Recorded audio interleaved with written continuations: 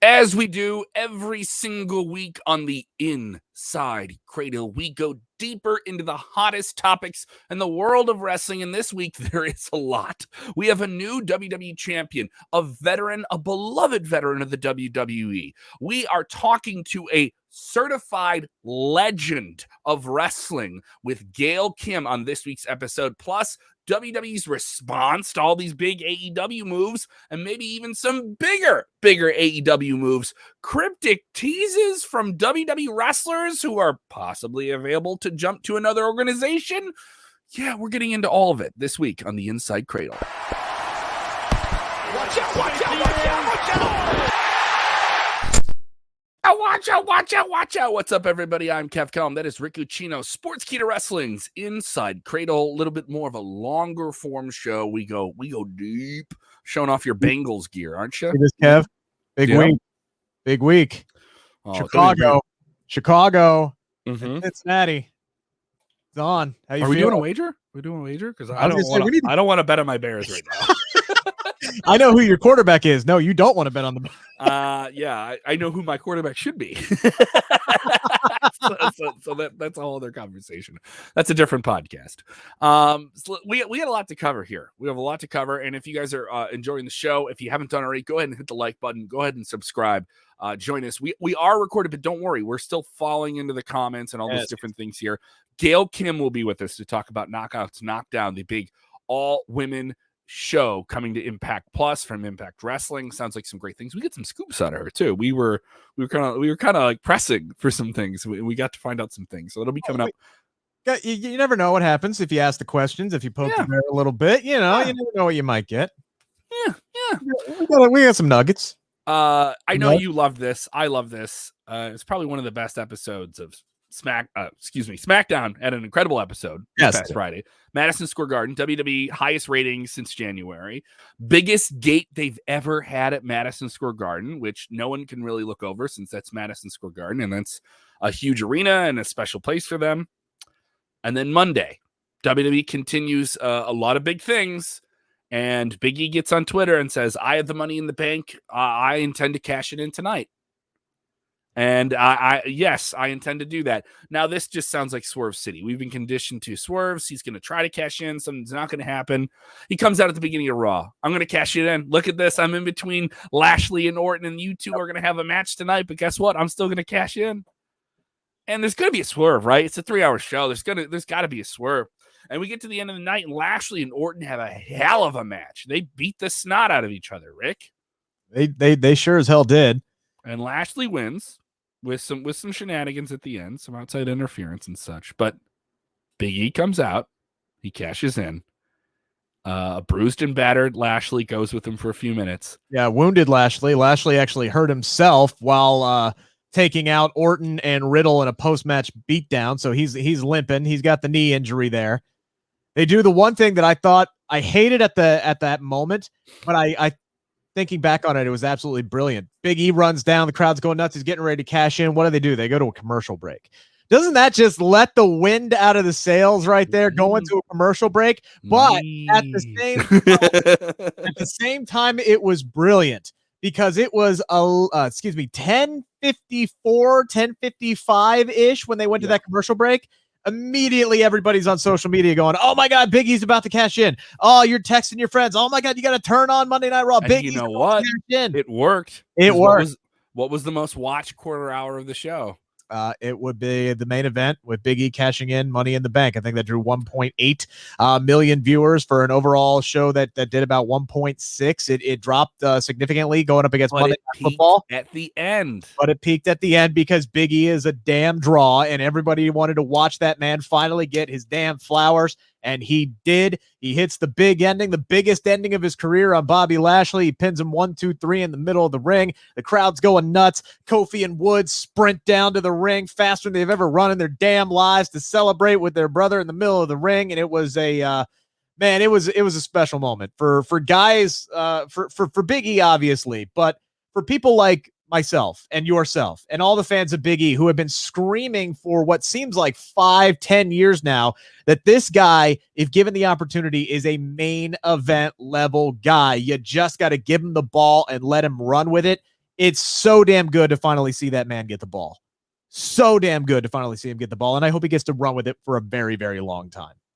Absolutely. I mean, you're talking about a guy who's been in WWE 12 years. You know what I mean? Like, I mean, he pretty much came straight out of Iowa and into WWE pretty much. Yeah. Came out of college football right into WWE and an incredible talent, a guy who's ingrained himself with the WWE fan base and has earned this. It's worth noting, not an independent wrestler guy, not a guy who wrestled outside of WWE, only wrestled in WWE. But certainly has expanded his portfolio as an entertainer, doing, he's doing that animated education project that he's doing about African-American history and just some fantastic things. Smart guy, smart, lovable guy, the New Day, huge thing. And now he's your WWE champion. And it's not, I'm not saying it's a shocking thing, but it's just a surprise because you were just waiting to see it and then you finally see it and now it's a reality, right? Yeah. For as much as we all thought that he was that type of guy, there was always that doubt of whether or not WWE saw him as that type of guy. And even when Big E won the Money in the Bank, I still had that doubt in the back of my head. Like, I don't know if they're actually going to do it. I don't know if they'll actually put the belt on Big E. And I would feel really damn bad if they didn't. And they pulled the trigger and they listened to the audience. And I think they looked at the landscape of everything and went, look, we need to build some hype. We need to build some buzz around Monday Night Raw. And that's, especially with Monday Night Football happening, that's what the tweet was all about. It got people talking about Monday Night Raw in a positive way. And they did it in the middle of the day. They did it in the middle of the day. They started building up the anticipation towards that. Big E was in the beginning, the middle, and the end of the show. It was all centered around him. It reminded me, honestly, of when Lashley won the WWE Championship. They built that entire show around him and The Miz, and they had the match at the beginning of the show, at the 9 o'clock, the 10 o'clock, and they finally got the main event where Lashley finally won, and you thought they were stringing you along the whole way, and then they rewarded you at the end of the night by giving Lashley that big title win. That's exactly what they did here with Big E. And now they have finally strapped the rocket to this man who is beloved. And this is a company that is in dire need of a huge over babyface because Bryan Danielson's in AEW now. CM Punk is in AEW now. You're turning Becky Lynch heel for some reason. You need somebody that the crowd can really get behind and generate some buzz on what used to be your flagship show. I think they made the right call on Big E. This was brilliant from start to finish. It was well orchestrated. It was well and you get the New Day back together because this makes him now the Raw guy. Potentially, yes. But right now, I don't know. It's weird. I'm waiting to see what happens because the title isn't specific to Monday Night Raw. No. Big E is a SmackDown superstar. So technically right now, SmackDown has 2 world champions. Interesting. And we have a few weeks here before the draft. Yes, that was officially announced this week, October 1st and 4th. We got some big things at Sportskeeda for the draft, which I'm looking forward to. Yes, I need to grow out my hair and go Mel Kiper style, if you know what I'm saying. We're looking at we're going full as ESPN. We're not official yet, but we're gonna try. We're gonna try something. We're gonna try something. Keep an eye out. It's gonna be worth it. I love it. I just thought it was awesome. It felt great. The promos afterwards were great. Him and the New Day together apparently are great. Like you said, it's not clear what this means to the draft. It isn't interesting. I loved Roman Reigns' response to this. Good decision. Yeah. like when he said good decision. That's all he wrote. That's all he wrote on Twitter. I know. And here's the thing, like that could mean so many things. That could mean good decision on WWE's part and like a congratulations and a smart move for WWE, which is probably what it really meant. Yes. But then there's also the kayfabe of, it's a good thing you didn't cash that in on me, Haas, because it wouldn't have worked that way. That's why I got the universal strap and I ain't losing it. Yeah. 2 words, so damn brilliant. On his part, it said everything. It said everything. Brevity is the soul of wit, and Roman nailed that. I gotta say, it's probably one of the best booking decisions WWE's made this year. They built up to it. Money in the Bank was an awesome show. Big E winning the Money in the Bank at it was a great show. SummerSlam had some low points, but overall fun show. This makes me excited for what they're gonna do, and interesting as to what we're gonna get at Extreme Rules. Also, kudos to Lashley.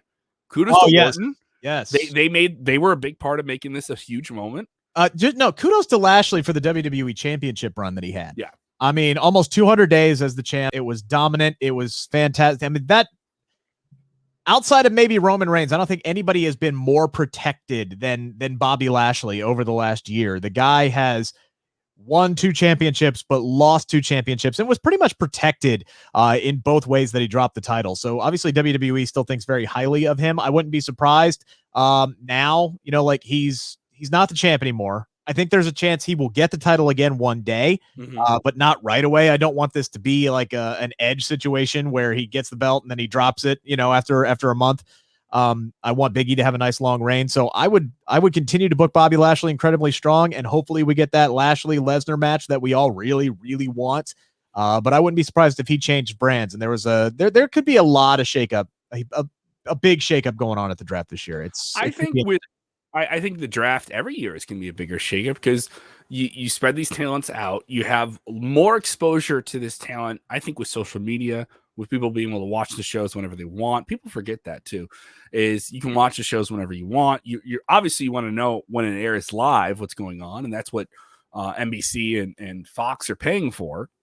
But they also want variety. Though your TV partners want a variety of stars.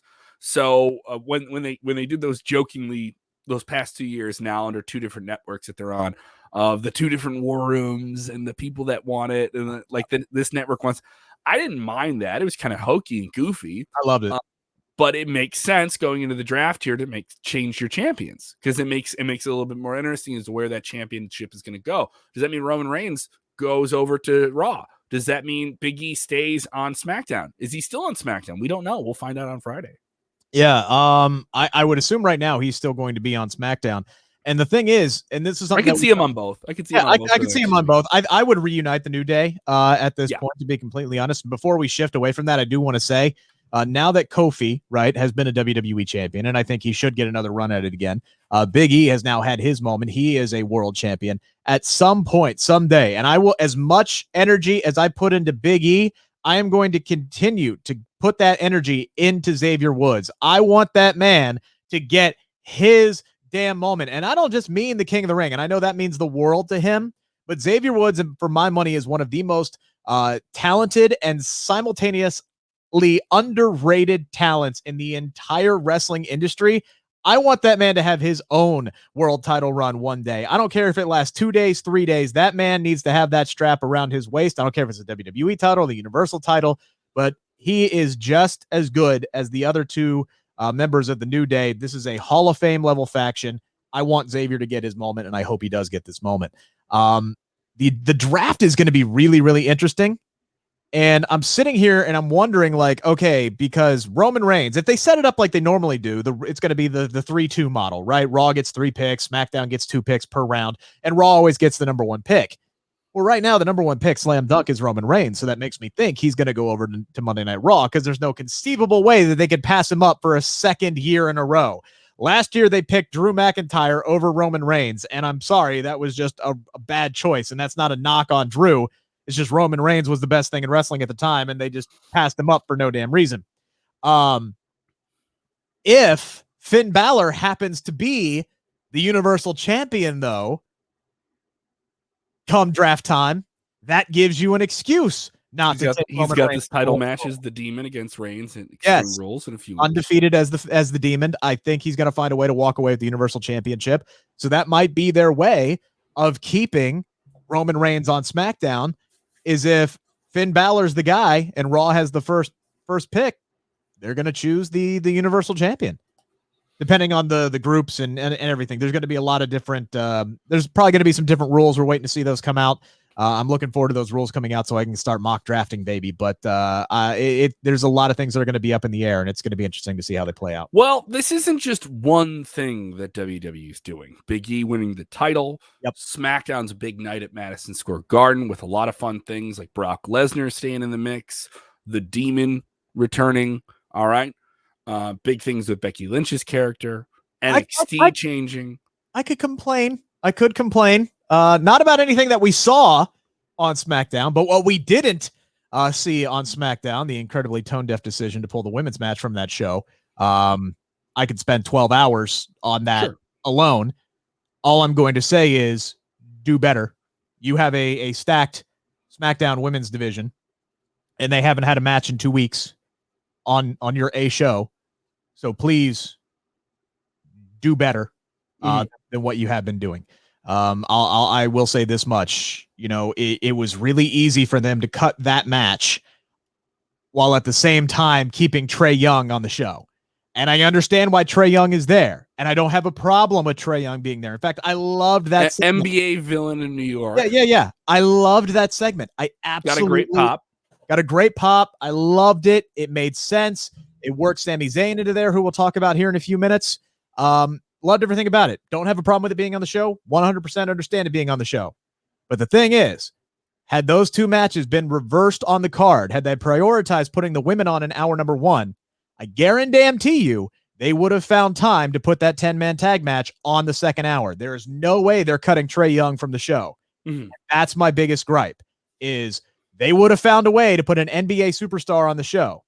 They did not prioritize putting their own women's division on the show, and that is my biggest issue. So again, I will just say, please do better. Okay, but this is all a part of one big thing, right?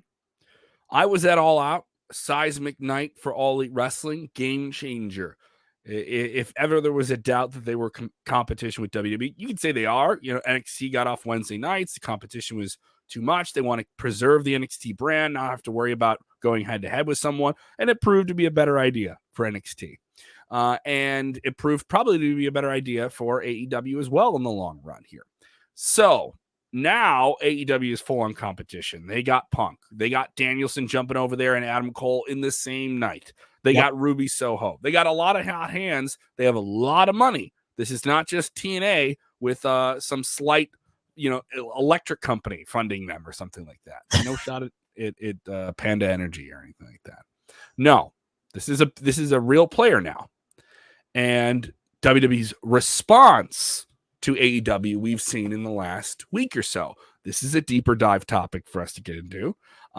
I want to know, what do you think of it? Because I really think they're trying some things. Now, whether or not this is all going to work isn't exactly clear, but you look at the numbers, Raw's number was up. It wasn't huge, but they had to go against Monday Night Football, right? And they had that peaking rating at the end.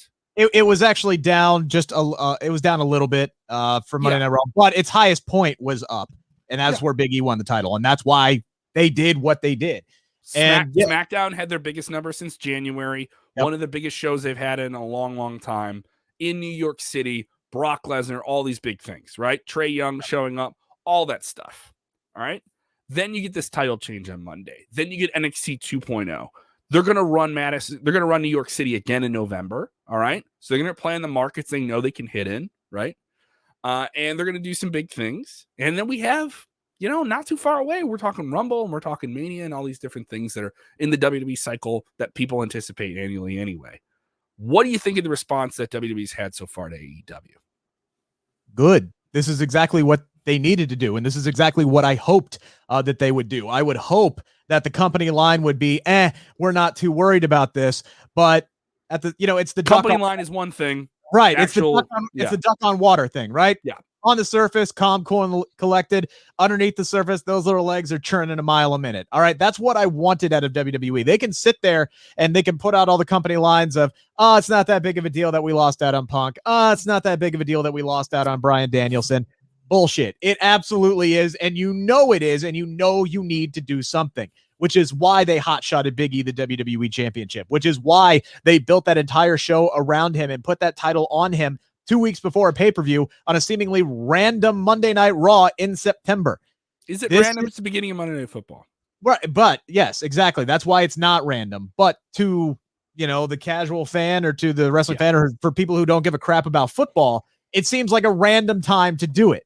Are you ready for some Monday Night Raw? But that's the good thing, man. That's what we want out of Monday Night Raw is to feel that anything could happen again. Anything could happen at any moment, and that these shows you need to watch because you just never know what could take place. There could be a title change. There could be a big heel turn. There could be a big shock surprise return or something.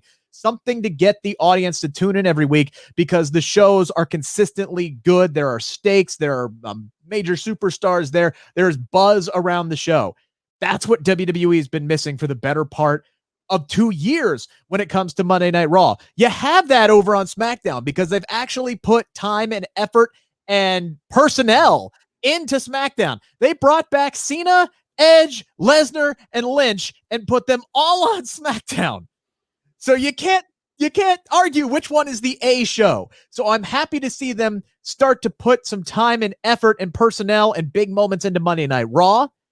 Keep the momentum going because AEW is going to keep firing on all cylinders. They're putting on a hell of a product right now. If WWE starts matching them punch for punch, it is a fan-effing time to be a pro wrestling fan. It is going to get really, really fun, even more fun than it's already been, and it's going to get fun real, real fast.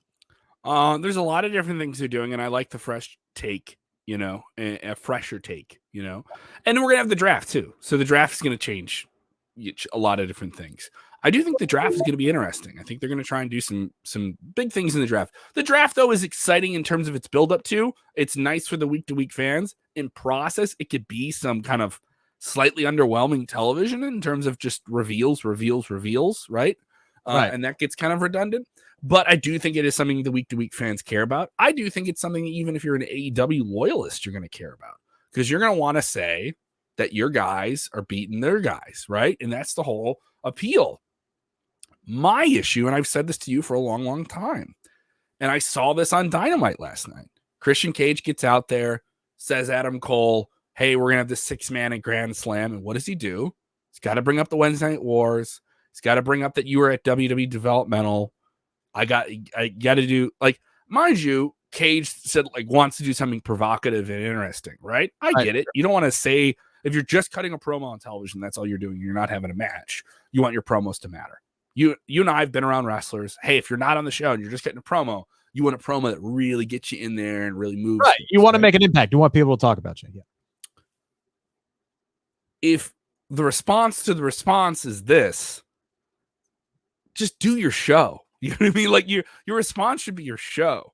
And it was just odd that Cage did it, because I was like, you were there. You were just there, dude. And you're going to go back and get a Hall of Fame ring at some point. You were just there. It was the cheapest pop imaginable. And I just did a video. We have this. It's up on our channel right now. It's up on Sportskeeda Wrestling. Search AEW digs at WWE. We just did the top 5 times AEW took a shot. Take a shot. Everyone wants them to take a shot. And I know everyone thinks I'm the anti-WWE guy and I'm pro-WWE. No, I'm pro wrestling. I like what WWE's doing. I love what AEW is doing. We're going to talk Omega and Danielson in a minute here. Apologist. Apologist. You call me an apologist, right? But am I an apologist if I just walk up and I pop the balloon and everyone goes, "Oh yeah," and I do it all the time, and then everyone's like, "Well, I don't want no. I want to be able to say, suck it, McMahon." And that's what it boils down to, right? Right. And so I'm just saying, you look stupid if you keep doing that. And guess what? You look redundant. It's kind of been their MO, man. It's boring. It's not entertaining. In interviews, whenever they're asked about this, that, or the other thing, it's always, well, we're going to focus on doing us. We're not real competition to AEW. But then you have Chris Jericho tweeting out, hey, we beat Raw in the key demographics. I'm the demo god, yada, shit, blah, blah. We destroyed NXT. And that's why they had to change formats and move shows. And then they're taking shots every single week. There's some kind of subtle shot. But when you have an entire locker room full of ex-WWE people, I think that's bound to happen. But I think they also know their audience. And honestly, the shots don't bother me. I think it's fun. I think, sometimes it bothers me because everything else they do is so creative and this is so indulgent. I mean, sometimes you got to grab the low-hanging fruit, don't you? True. WWE does it all the time. Yeah, they not in this way, but they the topical thing that they want to work into the show. That's like a pop culture thing. Right. They do stuff like that. I like the subtlety, when they're more subtle. I think Britt Baker, when she dropped that line against Ruby Soho saying, I'm going to send you back to catering where you've been for the last 4 years. That's a subtle shot. That's a crafty shot because that's about the person and the storyline you're doing, and I'm making it about them. Right. Whereas but it's still a shot at it's still a shot at WWE because they're the ones who put Ruby in damn catering for 4 years. Sure. But it's subtle. It's subtle. It advances the story. It actually means something to the character. What Cage said, I don't think meant anything to Cole because he was the top guy. Yeah. And a lot of those guys don't even consider NXT to be developmental. It is now. It totally is now. We can see that based off of NXT. We'll get into it. It's just I'm tired of it. It's the most off-putting thing that AEW does all the time. It seems redundant. It's below a standard they've set for everything else in the show. It's like, why? Like, what do you get out of this? And it's just like scratching an itch you've already scratched. I don't see the point in it. It doesn't make me care. It's empty calories. It's junk food. Plain and simple. Well, sometimes, and also you're gonna sometimes junk food is sweet though. Yeah, sometimes. Know, but like, why wasn't Christian Cage talking about playing in a stadium the next week and saying, "Can you play at this level? Can you do this?" It's also knowing your audience and what's going to get a pop, and it's cheap. It's a cheap pop, but the audience always reacts to it every time, and it's like, I don't know, man. It's like football, like when you run I formation and you run it up the gut for 6 yards every carry. It's cheap. It's easy. It's going to get you 6 yards. It's nothing sexy, but you know what? Until it doesn't work anymore, you're going to keep doing it. And that doesn't work. It does for the core audience. Did you see it? Did you see New Jersey pop for that? They said nothing. It was another one. Okay. Just another thing you guys say about WWE. Okay. It was another thing. So that's another thing, is it didn't do anything. Does it make you care about this 6-man match next week? No, it doesn't matter. You have this incredible show with Danielson and Omega and all these different things, and you're gonna be playing. And we're gonna do that. Come on, you set a certain standard, so when you drop it off so much, it's alarmingly noticeable, right? You know what I mean? We saw it with NXT. It was so good, so when they had some problems and injuries and all these different things, it was alarmingly noticeable, right? Same idea with AEW. You set a standard. I'm excited, and then you do this. I'm like, it's kind of like jarring in that way. What was that? So what was that? Did you make that noise one more time? I'm enjoying the back and forth. I think this is WWE saying, like, all right, fire's on our ass. We're gonna go. Yes, and that's the response that I wanted, and I was very another part of that response is we've talked about talent leaving WWE. A lot of releases, then those talents now going to AEW. Not all of them are going to go there, but we're getting some cryptic teases from some people that are either out of WWE at the moment or are reportedly in a position where their contract is coming up sometime soon. This is the case with Bray Wyatt and Sami Zayn. What's the latest? Well, Sami Zayn literally tweeted out today, cryptic tweet about my future. That's it. That's all. There's been a lot of talk about Sami Zayn recently. Just based off of the fact that Kevin Owens' contract is up, right? And that was the report that came out. Sean Rossap tweeted it out. I think, God, what has it been, 2 weeks ago now?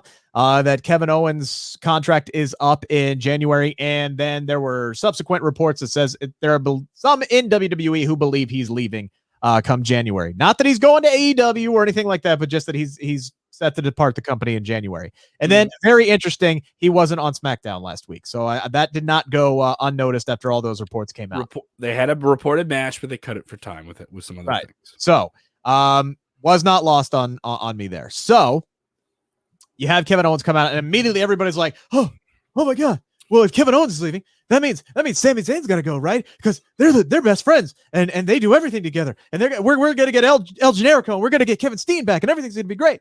So everybody started digging into when Sami Zayn's contract is up. They're talking about, it's up this fall, or it's up this day. It's early next year is the report that it's out there. So everybody's talking about Sami Zayn, and now Sami Zayn sends out this tweet of cryptic tweet about my future. Who the hell knows what this means? I don't know. It could mean he signed a new damn contract with WWE for all we know. Which I would hope, because Sami Zayn is awesome and I love seeing him on my TV. He was a part of a big moment in the Garden with Trae Young. You don't do that with everybody. He had a very pivotal match at WrestleMania with one of the Paul brothers, right? And they got to do that gimmick, and him and Kevin Owens had one of the best matches at Mania this year. Yes. I enjoyed that. If that is their last WrestleMania match in WWE, they got to have a really cool one. Yeah. But we have another tease here. Yeah. And I think this one's a little bit more compelling to a lot of people. Yeah. Someone wrote to Bray Wyatt on Twitter, said, "I miss you, brother," with the 100% emoji. And Mr. Wyndham Rotunda actually wrote back and said, "Everything will be clear. I will see you all very soon. Revenge is a confession of pain." Now it's coming up on, he's got a 90-day non-compete. It's been roughly 2 months or so, if I'm remembering time correctly, since he was let go abruptly from the company. If he's coming back soon, if he's coming back to WWE, or I wish WWE, but if he's coming back to professional wrestling in some way, shape, or form very, very soon, I'm a very, very excited man, because I have missed Bray Wyatt on my TV screen. Whether he goes by Wyndham Rotunda, The Fiend, some other name, some other creation, I don't care what it is. I don't care what company it is. I want this man back on my television screen. I don't care if he goes to Ring of Honor, if he goes to Impact, if he goes to AEW, if he signs back with WWE. This is a guy who is going to command my attention no matter what brand he is on, because he is that damn good. So what this tweet to me does more than anything gets me excited, because of the fact that it at least signifies to me he's coming back to pro wrestling, and he's coming back soon, because that was a major question, is whether or not he has plans to even return to pro wrestling. This to me makes it feel like he is. And by the way, he also wrote, "You've never seen the real me." Which means we're going to get an unshackled Bray Wyatt, which has me even more excited, because this guy, for my money, is one of the top 5 most creative minds in the history of professional wrestling, and I cannot wait to see what he has up his sleeve. Where does he go? My guess would be AEW. That would be my guess, and that is me saying that with just a gut feeling with no inside information whatsoever. I feel like he's going to AEW. Do they have the bandwidth for a guy like that? I think they do. I think they have the purse for a guy like that. Oh, they have the money. They have the money. I think that I'm not asking it because I know that.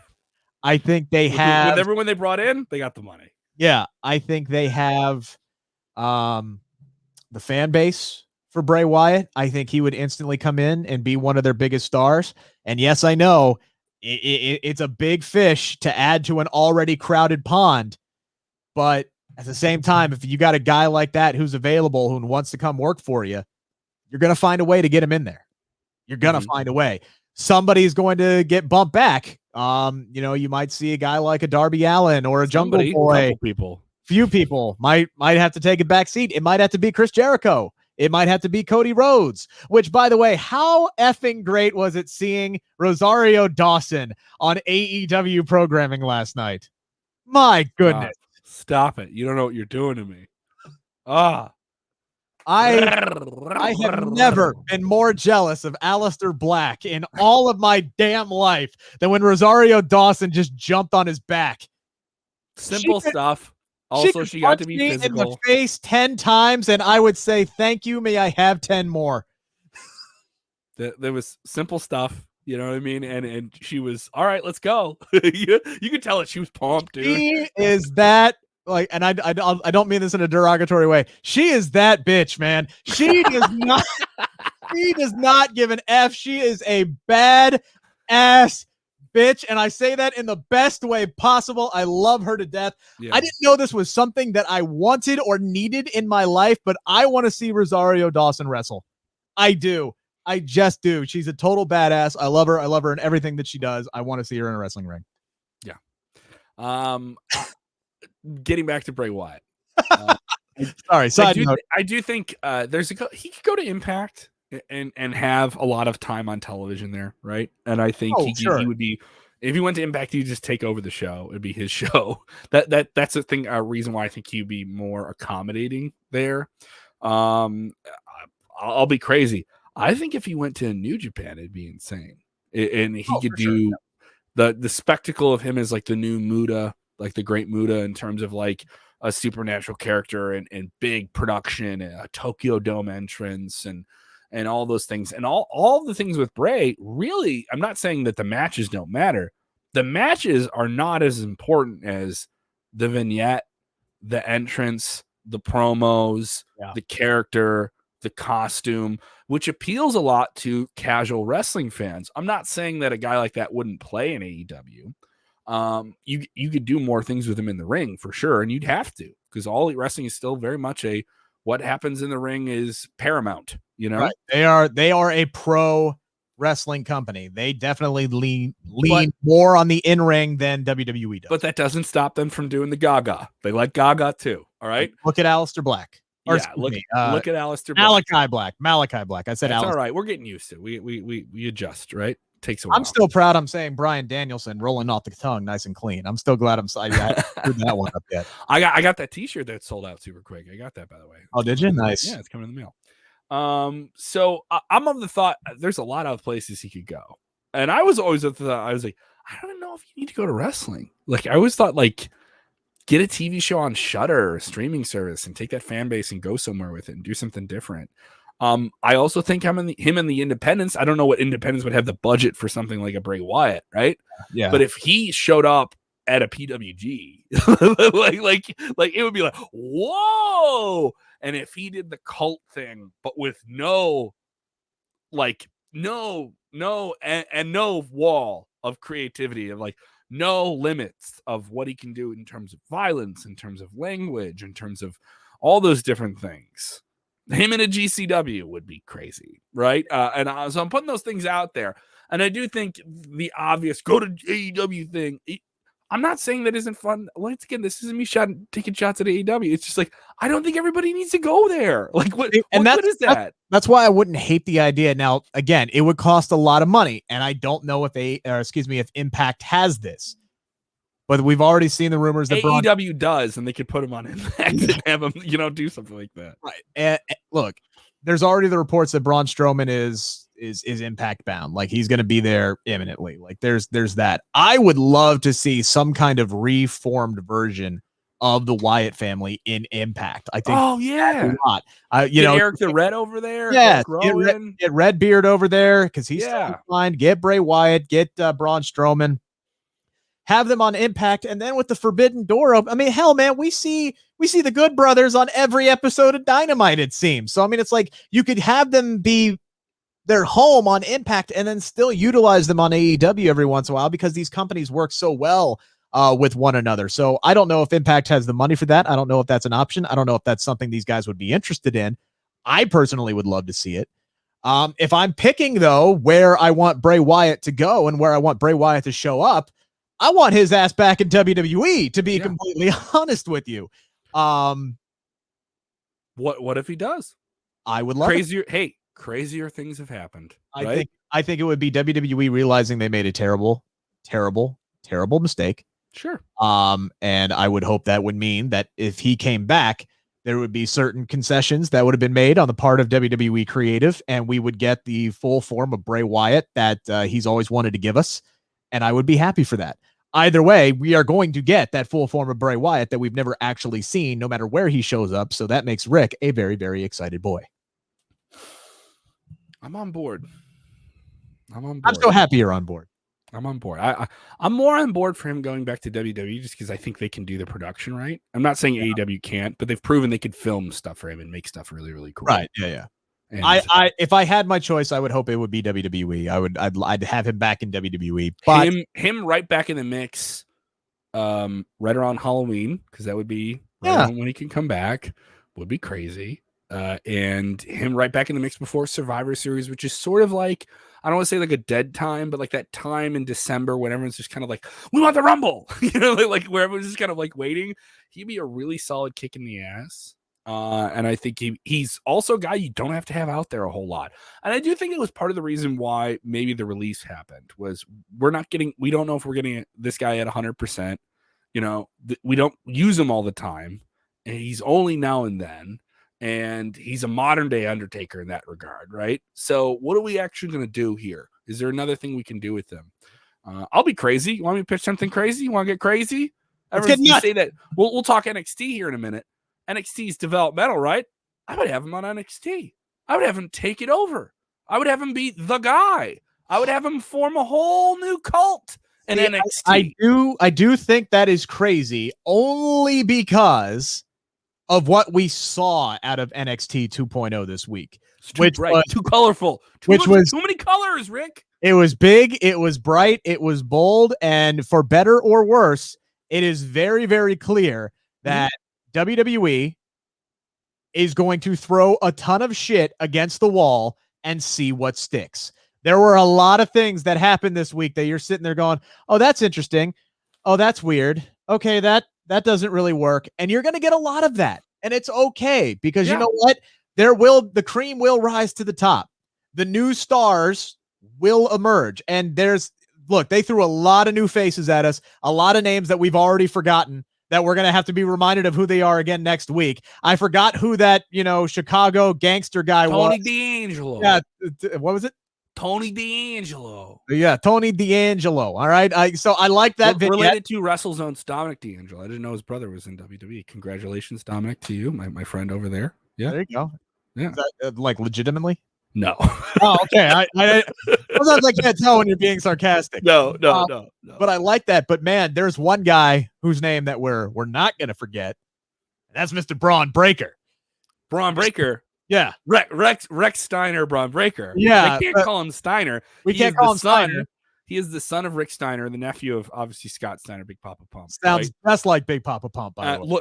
Looks just like him. Like Big Papa Pump too. And they also had him out. They had him out there. They had him out there in the singlet. He was in the bright colored singlet that the Steiners wore on WWE television in the 90s. If you put a chain around his neck, made his hair blonde, and put those big sunglasses on him, it would be like Scott Steiner went back in time. All right, that's what this guy is. But they call him Braun Breaker. It's a dumb name. I actually like Rex Braun Breaker better. If they called him Rex Braun Breaker, which is not easy to say, which is probably why they didn't do it. It's got to be Rex Braun Breaker Steiner. It's got to be the whole thing.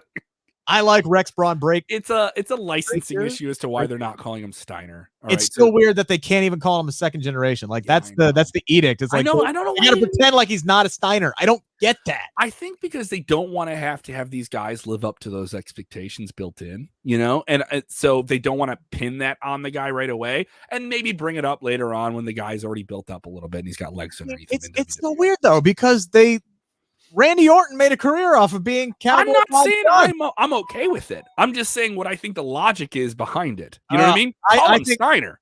Yes. Call him that. Please. They changed. He was very impressive.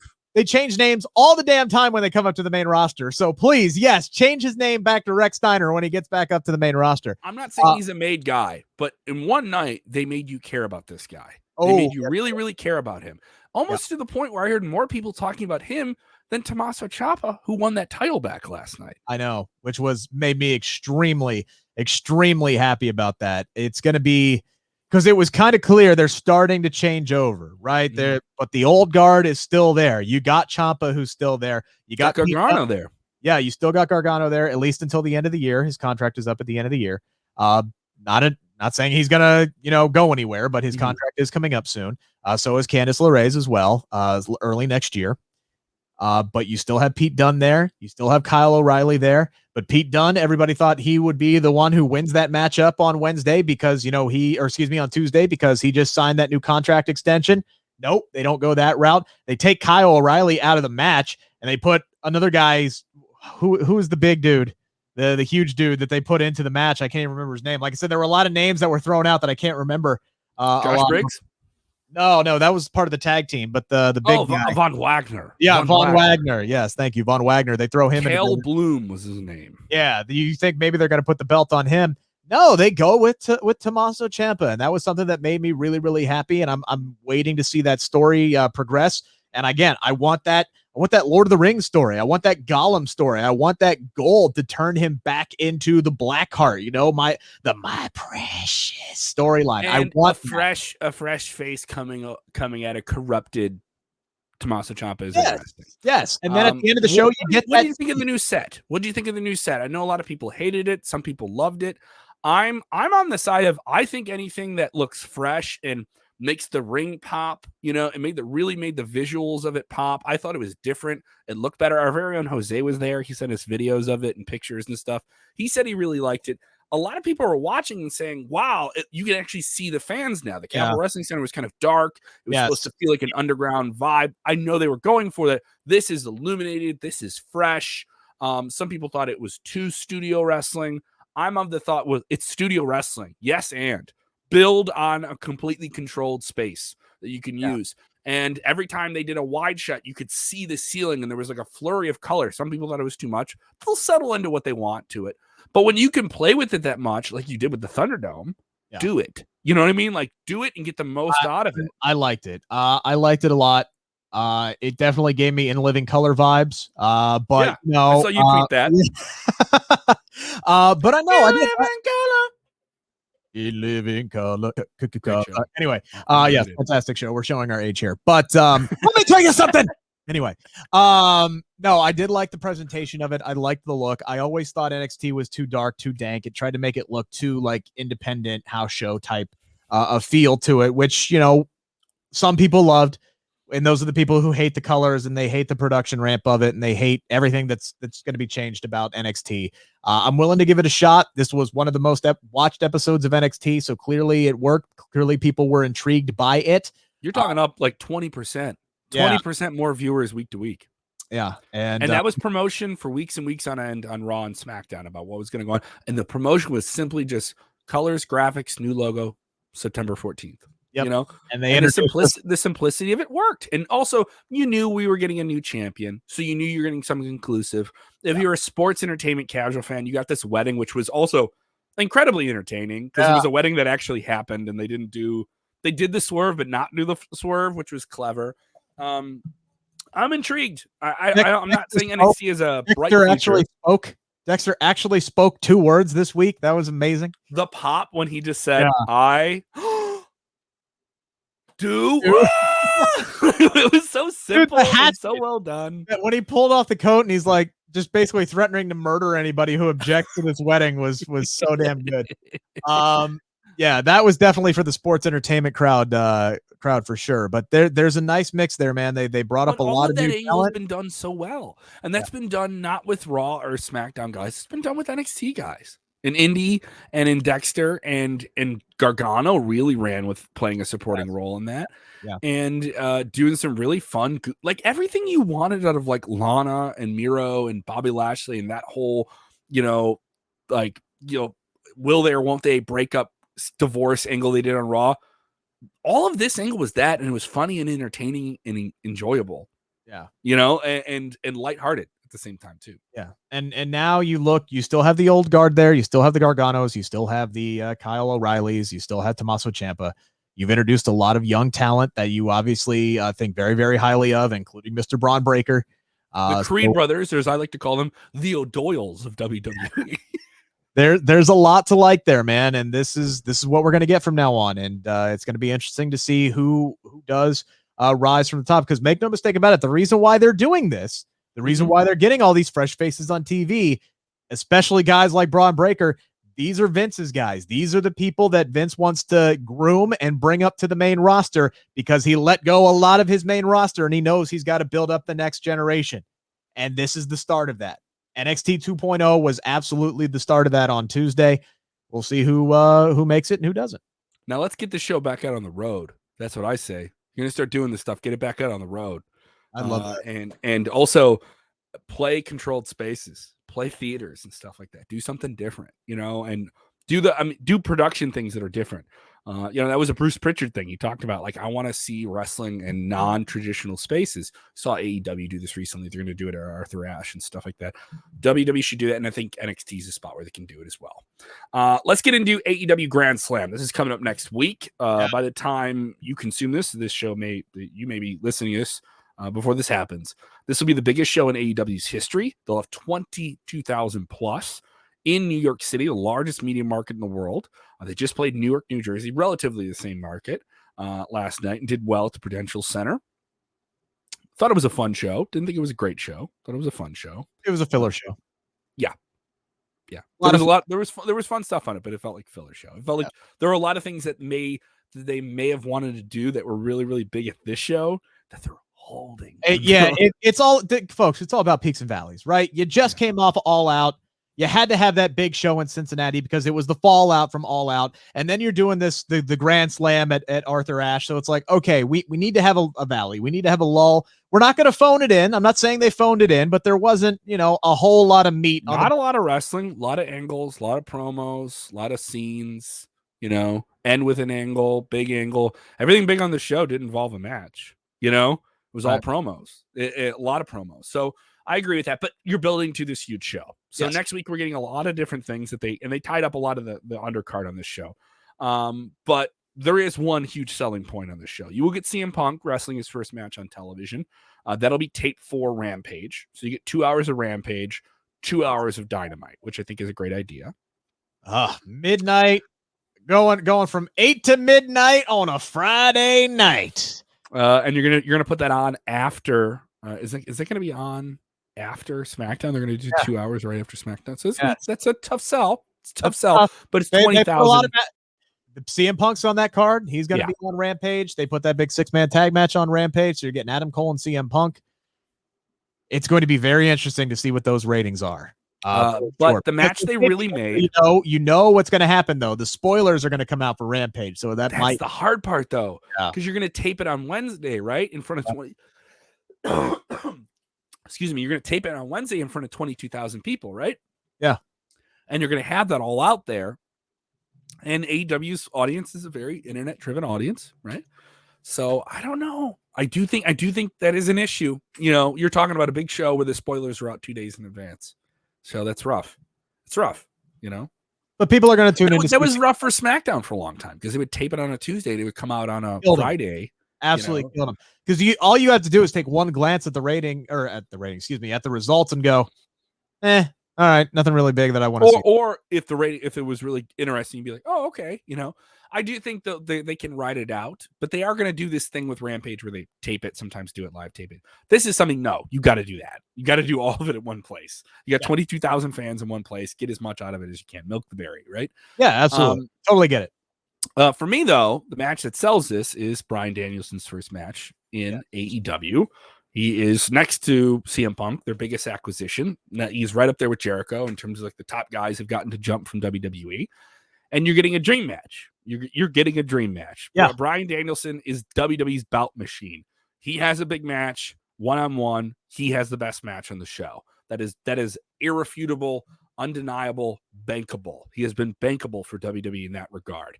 We put him in matches. He has great matches. He builds the things. He has a great match. Everyone knows he has a great match. His gimmick is I'm the best wrestler. And it's a believable gimmick.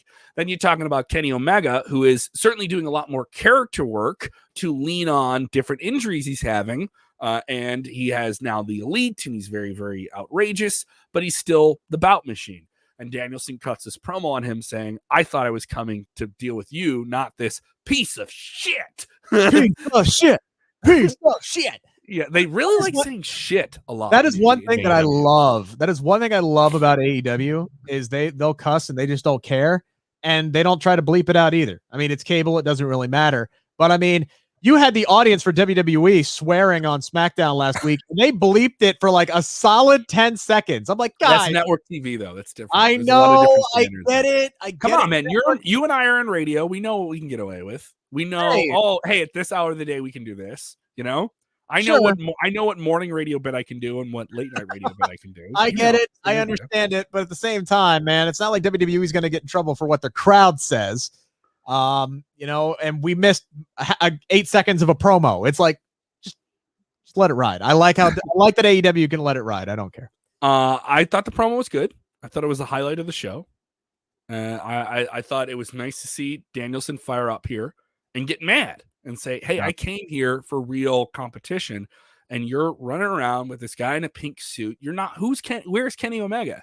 Right. You're Kenny Omega standing right in front of me here. And I loved how he said, look, this will be for the title one day. I don't give a damn about the title right now.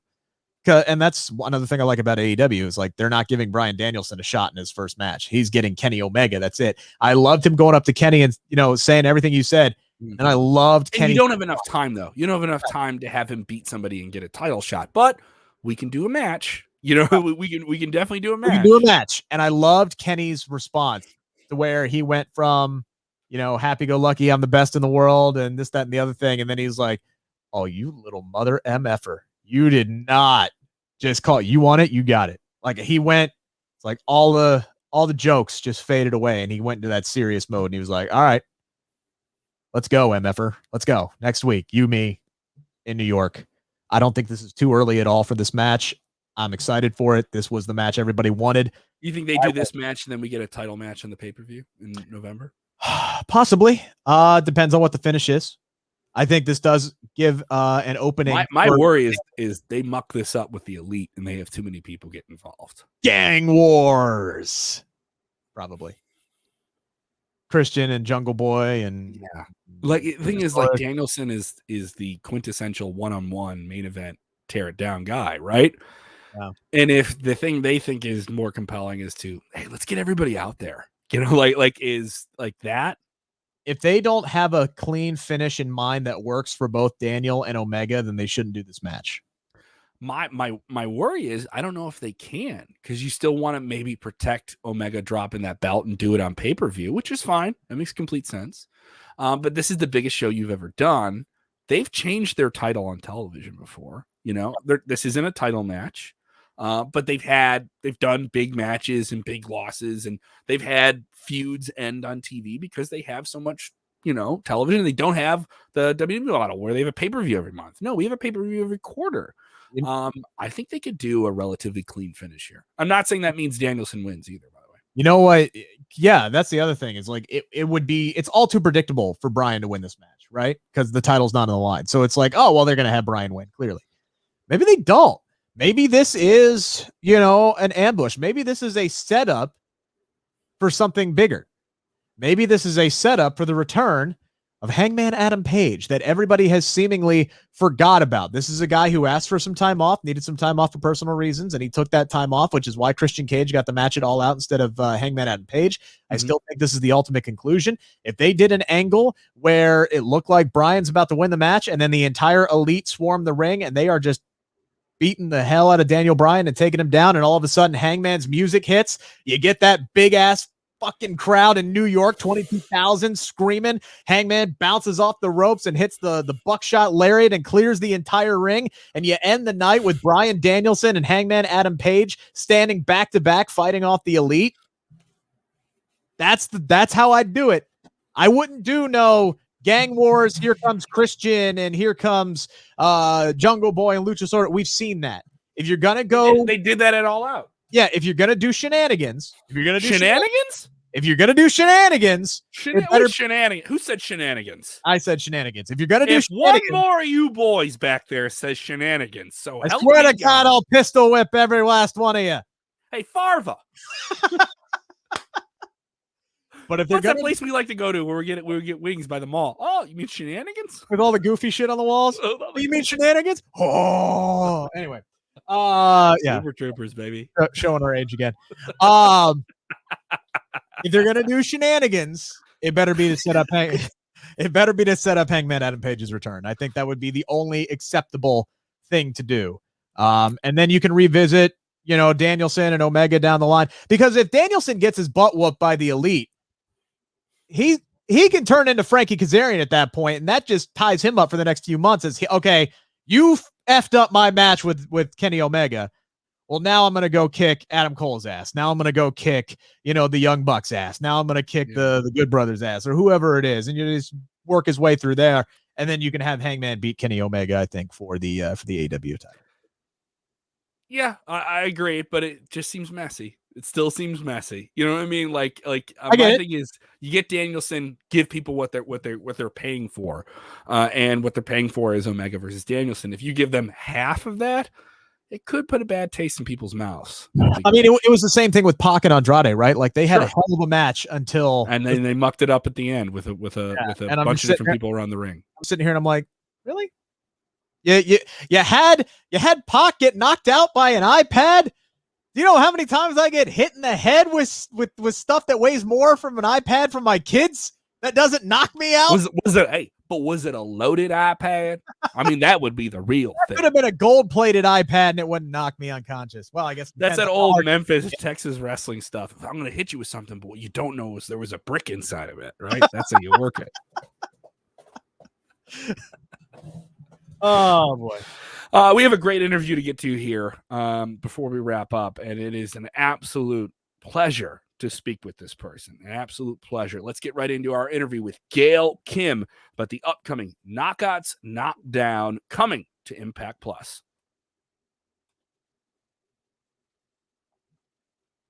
Play. Oh, hang on. Hold on. Okay. Hang on. All right. Yeah, so while he does that, want to remind you guys on the podcast side of things, if you haven't done it, if you're listening to the podcast, you've been listening for an hour, give us a 5-star review. It really, really helps us on the podcast machines. I want to thank everyone on the podcast side of things because we have gotten on the charts in Australia, in the United States, in Philippines, in Ireland, and Great Britain. All right, so that is really, really cool. You're putting us on the wrestling Apple charts in those countries. If you're listening to us on other apps like Spotify and stuff like that, just share the link with your wrestling friends. If you like something that we say, if you thought it was really cool that we referenced Super Troopers, send our podcast to your friend that likes Super Troopers. Share the link or you what? Stink. And yeah, I think I got this now. Hang on. All right. So there we go. Knockdown, another big presentation here from Impact Wrestling, and the woman behind it all, the queen of mean in the Impact Wrestling ring. Gail Kim is with us. Gail, this is coming up. This is a big event. You guys have done these before, but I think there's maybe a little bit more intense anticipation for the upcoming Knockouts Knockdown coming to Impact Plus. Yeah, I think it's because also we haven't done it for so long, and I feel like the last time we did it, was I a participant in it? So I probably retired from that point, and I was actually a participant. So it's very different to go from being in it to helping plan it and put in the effort and the heart to bring all these great, talented women together. But I think I just love it. I've always loved going from being in the ring to behind the scenes and, being able to contribute to something I love. And Impact Wrestling has always been a great place for women's wrestling. And now they've, I'm not the one you should give full credit to. It really is a team effort of all these people. And they've really kind of like gave the reins to myself and Christy Hemme to put in a lot of input from women, because it just, sometimes it just hits different. Yeah, absolutely. And you are when you made the announcement, you brought in Christy Hemme on the Facebook announcement. What's it been like getting to work with her again on something like this, to collaborate, to kind of pick her brain and to bring this all together? I just love it. And I think, because a lot of people don't see much of Christy Hemme, but she's my best friend. I see her all the time on FaceTime. We're always constantly thinking of things for women's wrestling, because that truly is our passion.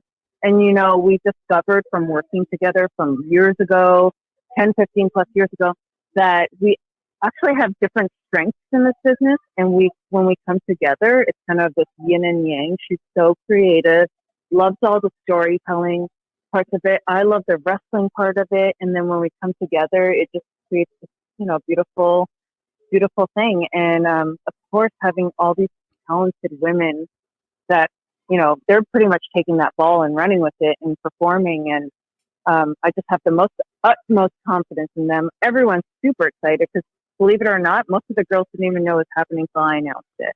So now they're on another level excitement. A lot of people hitting you up in the locker room suddenly. A lot of people talking to you now. Oh yeah, yeah.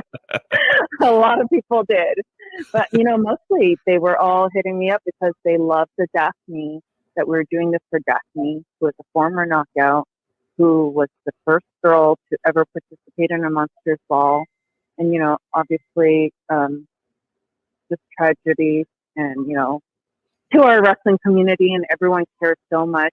So for us to be able to do this, I've gotten nonstop messages from the girls, just wanting to do everything for Daphne. And I'm literally, my heart is bursting at all of it. It sounds so cheesy, but it's true and accurate to the 100th degree.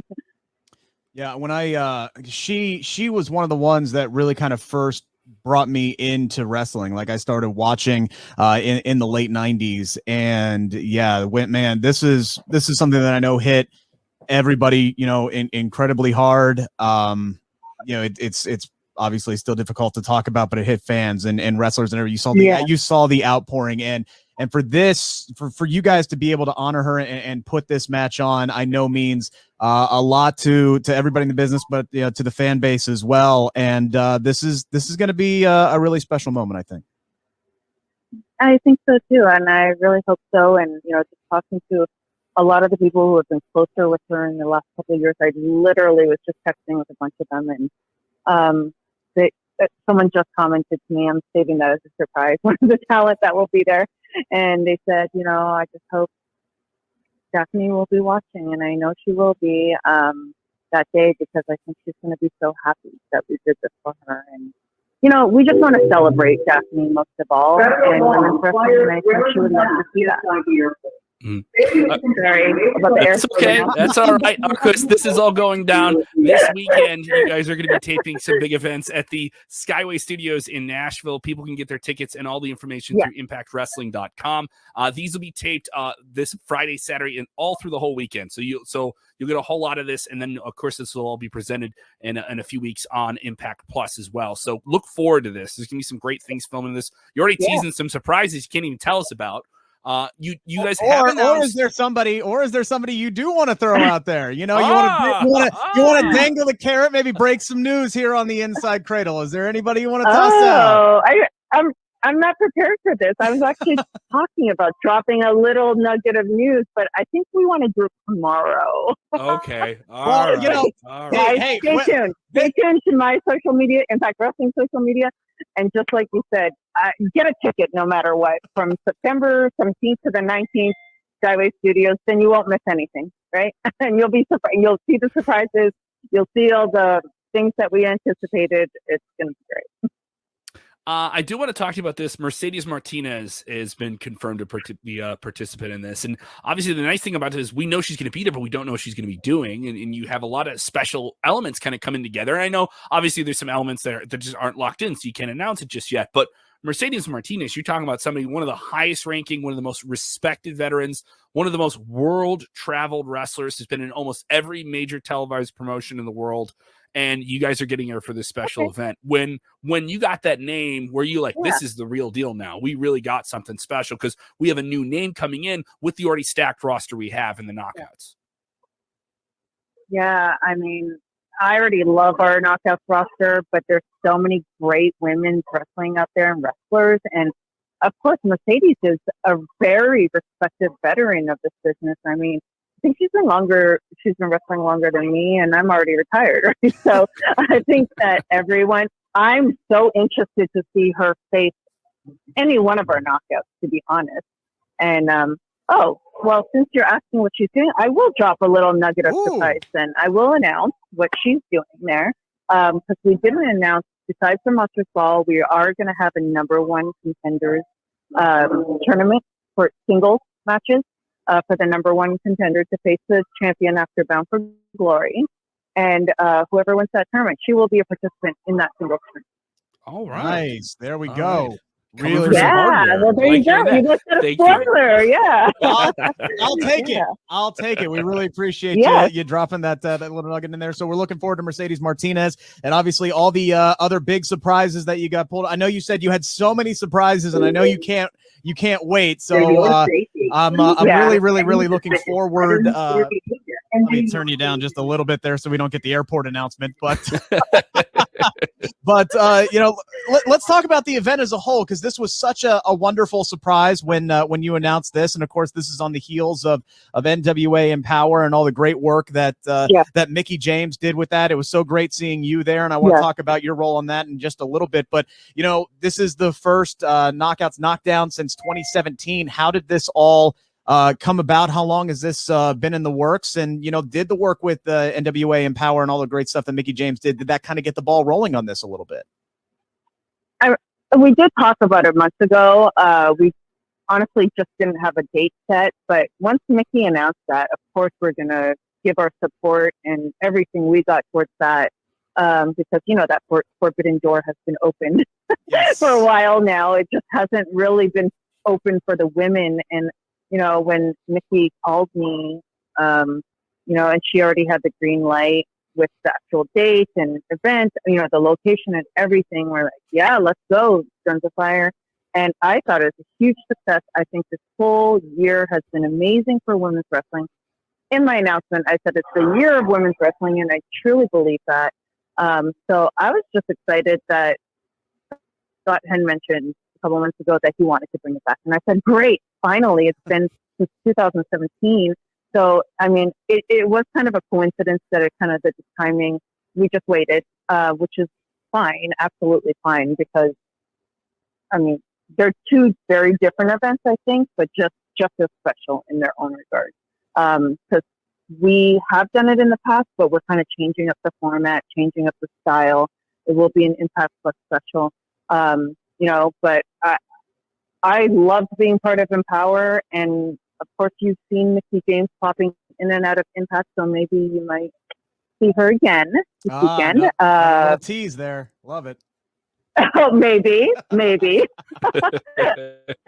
You know, her and Deanna did show up at NWA Power. Yes. So, you know, Mickie would probably want to have the last day on that one, knowing her. So I just think overall it's just been a great year for women's wrestling, and I don't even look at it as, you know, one thing competing with another. It's just great for the wrestling industry. Just like we always talk about how the fans kind of go. I always see this argument online on social media about, oh, you can only like one company, you know, but then there's the fans that always say, why can't you just love all wrestling? And that's the way I look at it. Absolutely. And NWA Empower was such a great collaboration between, you know, multiple brands.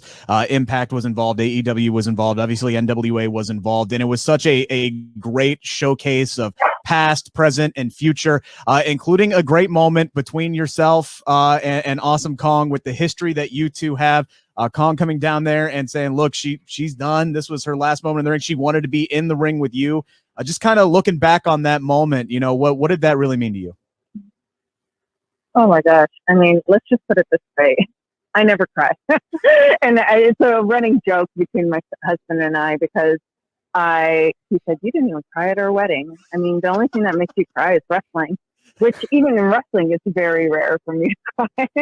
And, you know, what you saw was very genuine, because I truly have the most respect and utmost love for that woman, for what we shared together, for that time in women's wrestling. Like, I'm feeling emotional right now talking to you guys about it.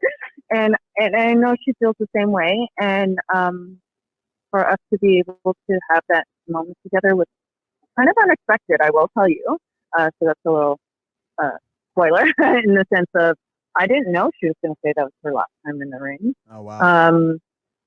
Yeah. So I was truly honored and flattered that she wanted that moment to be there and with me.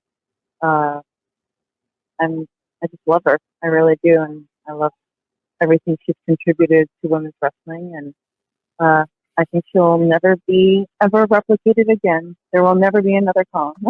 That is for certain, you know, and I talked about how NWA was such a great moment for, you know, past, present, and future. I wanted to ask you about the future, because there were so many talented women there. Was there anybody who really kind of stood out to you that you were just like impressed by their performance on that show? I think everyone brought their A game that night, and I'm not just saying that. It was almost like the pressure was on for women's wrestling, and everyone delivered. But if I had to pick, I will say, because, you know, there's a lot of women that I don't get to work too closely with on the regular, so I only get to see clips of them online or see them occasionally at shows. And I have to say, Layla and Camille impressed the hell out of me. They were incredible, and Deanna and Melina brought it that night too. They did. The intensity, I was like, yes, Melina. I mean, I was literally just in the truck pumping my fist, like, this is the intense Melina I love and know. And I just absolutely love both those matches a lot. You know, and now let's see what Deanna's going to bring at Knockouts Knockdown. You know, we keep on throwing all these opponents at her, so I think we got a little surprise for her. We're going to see. You're going to see if she gets pushed to the limit this week. That was, again, just such a great event. For me personally, it was surreal, actually seeing somebody on TV that I had locked up with before, because I have trained with Jazzy Yang before in the past. Oh, nice. Yeah, it was such a surreal moment. And I was doing you're talking about fist pumping when Melina's out in the ring. When Jazzy Yang bit that ankle, I was jumping up and down like, damn right, get it, girl, let's go. I love that. It was such a great event. There was so much good stuff. And Kev, we're looking forward to this one as well. So obviously, I guarantee there's going to be some great moments made at Knockouts Knockdown. Of course, that's coming up. I don't mean to cut you off. We do have Victory Road this weekend as well on Impact Plus, and I do want to get, obviously. You maybe you're on your way there now, but I need to know if you're on Victory Road. There's a big title match here.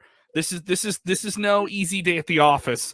Obviously, you have an AEW performer holding the Impact World Title in Christian Cage, but he has a big deep spiritual connection to Impact as a brand, taking on Ace Austin, who many people think is the next big thing in Impact Wrestling.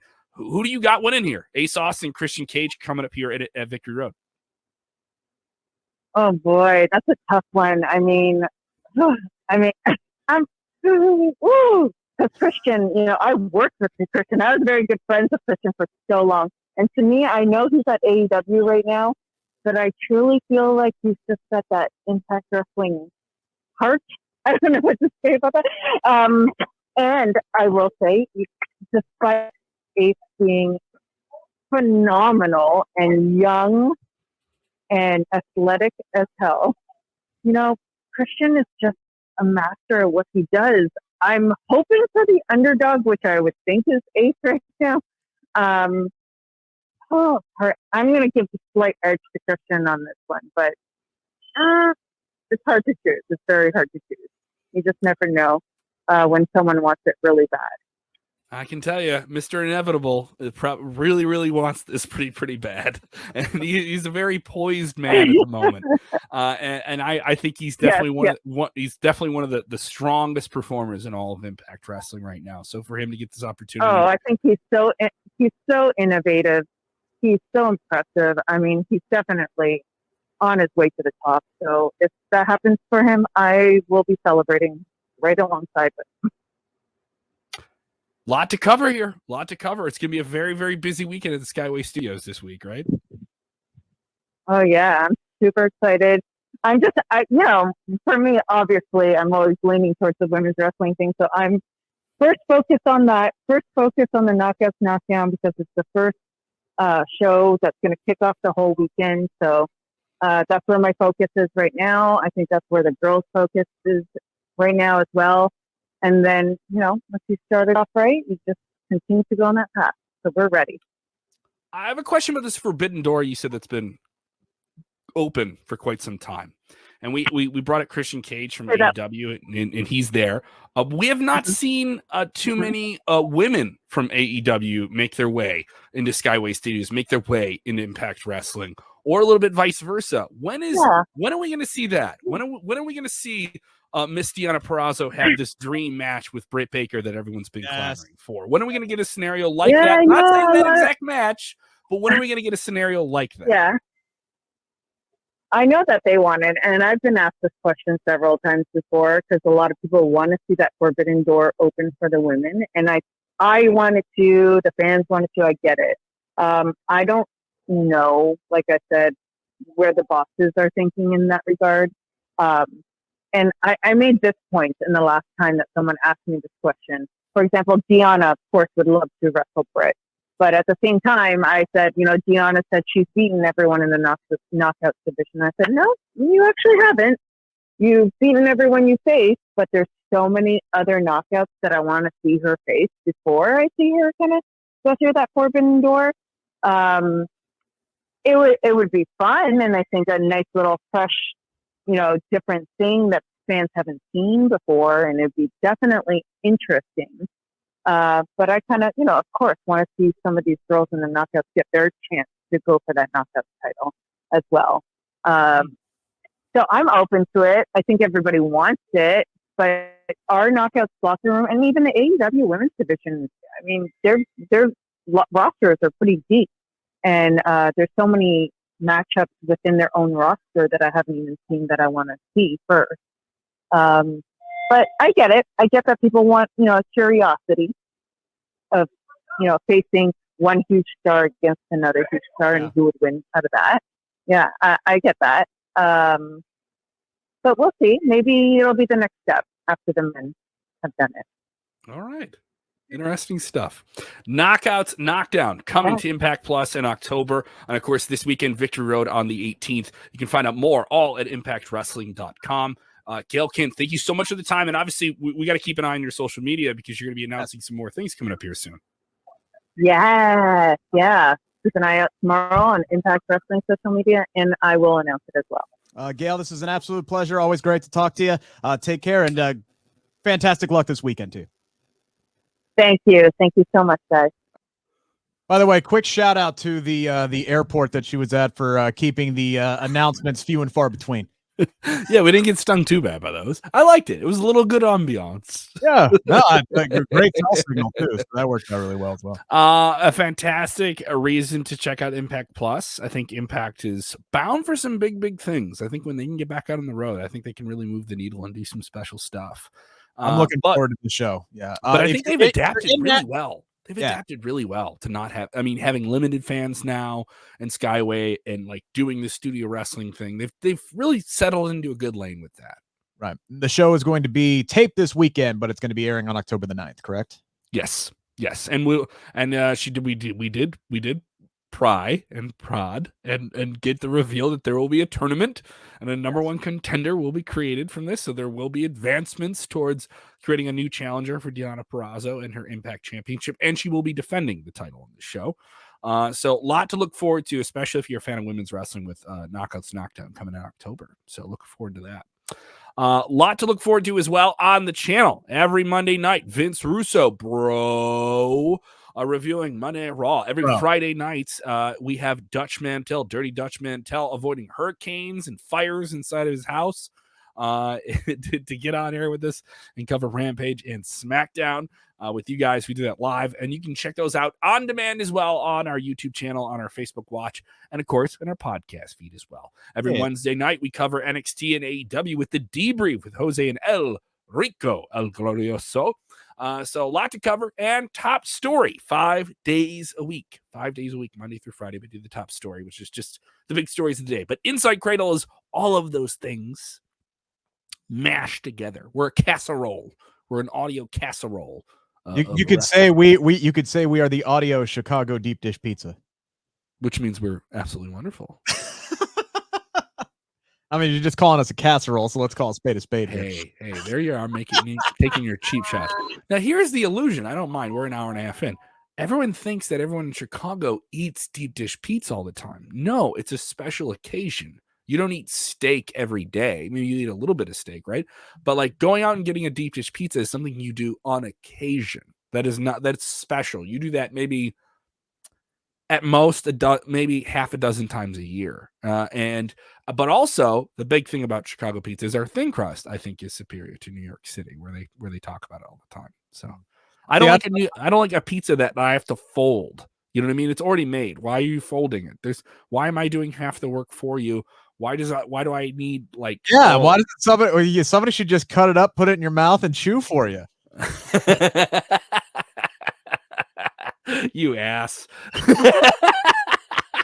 you apologist. Really, you calling me that? I saw that. I want to say this. I saw the crap you pulled last week when I wasn't here. I was fighting sickness. I was valiantly fighting a sickness, and you and that Benedict Sidney, that Benedict Arnold, SP3, Mr. Polar had to call me a WWE apologist and just to rip on me. Hey, I will never, ever, and this is a promise, I will never, ever call you anything behind your back that I won't call you to your face. True. I'll say that. Yeah, you'll say it from the distance of Ohio, though. There's a couple states between us. Oh, Yeah, by the way, you're talking about you only eat deep dish pizza once every like 6 months or whatever. Yeah. I can't relate because we pretty much eat Skyline and chili like like we have a tap. Like we 3 times a week. House.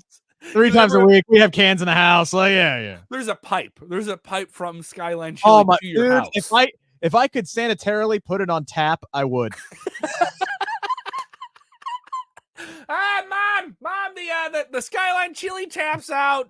Hey, dear, can you grab me a cup of chili? Get out of the shower. Get out of the. If you're in the shower having a hot shower, then we're getting cold chili. Come on now, we can't have that.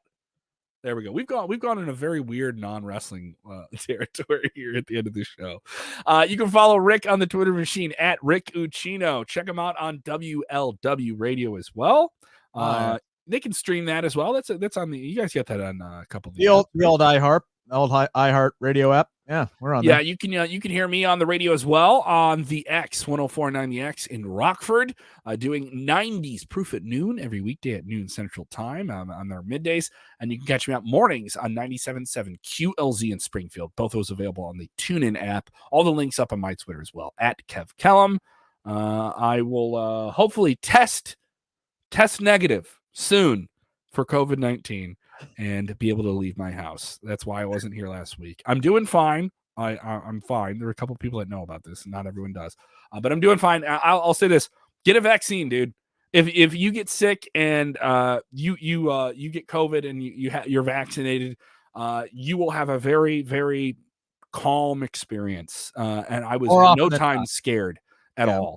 I had no fear. I had no fear for myself. It was kind of draining. But it was, I would say, go get your vaccine. You'll deal with it just fine. I read an article this week from an actual medical website that said if you had it, right? Not Yoga Guru 69 on Instagram. Yeah, no, actual doctors with degrees looked into this shit. If you had it before and then you got vaccinated afterwards, you have super antibodies. Which makes me a borderline superhero right now. I feel undamn stoppable because I had it back in October and then I got the double shot in April. So now I'm feeling good. And you know what? If the FDA says give me you need a third booster, let's go. Literally put it in my veins, baby. Come on. I don't care. And if you're just not going to get the vaccine, get the test all the time, man. And the good thing about this is I was getting tested all the time, going to events and doing the right thing by other people I was going to be at those events with. Have some consideration of other people, especially if you're a supporter of the wrestling industry and you want to see live entertainment and things like that get back. Getting a test all the time and going somewhere with your negative test is helpful as well. So part of the process. All right. Thank you guys so much for supporting the show. We'll see you next week. We have tons of content you can consume between then and now. Rick, any parting words? Any other shots you want to take at me and my town's delicacies before we sign off? No, I think I've taken my shots. I've swung my punches. I landed what I needed to land today. Good for you. Don't you feel so good? You got your little trash talk in. All right. Feel good. I'm gonna go get some celebratory chili. All right, I'm gonna go eat my weight in pizza.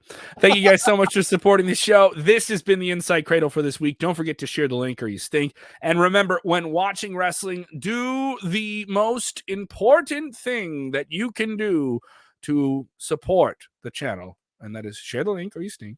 But also, do this. Enjoy chili. Enjoy chili. Enjoy wrestling. We'll see you.